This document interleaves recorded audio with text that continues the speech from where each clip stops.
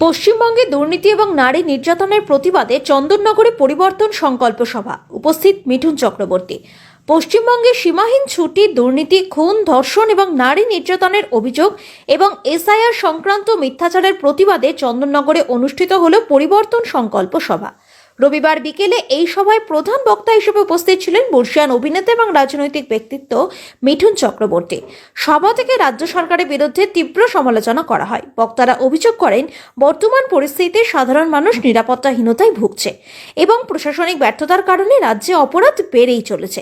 নারী নির্যাতন এবং ধর্ষণের ঘটনা নিয়ে উদ্বেগ প্রকাশ করে কঠোর পদক্ষেপের দাবি তোলা হয়। মিঠুন চক্রবর্তী তাঁর বক্তব্যে বলেন, পশ্চিমবঙ্গ আজ পরিবর্তন চায়।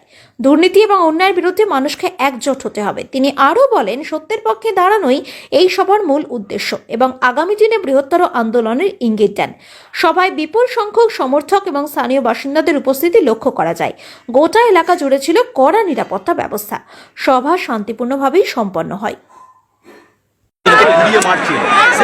পশ্চিমবঙ্গ বিভিন্ন জায়গায় কর্মীরা আন্দোলন করছে, পুলিশ লাঠিপেটা করছে, আন্দোলনে বাধা দিচ্ছে। পশ্চিমবাংলার এই অবস্থাটা হওয়ার কারণটা কি? কারণ একই কোনো রকমভাবে এটাই ভাবা হচ্ছে বোধহয় আমরা পাওয়ারে থাকলেই ভালো, কিন্তু যেভাবেই ওটা বাংলাদেশ হয়ে গেলেও নো প্রবলেম, এরকম কোনো চিন্তাধারা আছে, কিন্তু সেই চিন্তাধারা সেই স্বপ্ন সফল হবে না। আমাদের মতো কিছু লোক আছে যারা লাশ রক্তবিন্দু মরে যাবে, পশ্চিমবাংলাকে বাংলাদেশ হতে দেবে। গতকালই তো দেখলাম যে হিন্দুরা কলকাতায় যে আন্দোলন করছে, আজকে দেখুন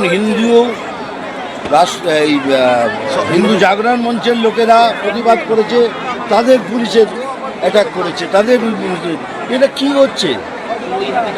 এই বাংলাকে কি আমরা দেখেছি? এই বাংলা কি আমরা চাই? এটাই কি আমাদের সোনার বাংলা? মানে এত অধঃপতন, মানে একটা সরকার এসছে ধুলিস্যাৎ করে দিয়ে চলে গেল পশ্চিমবাংলা। যাই হোক,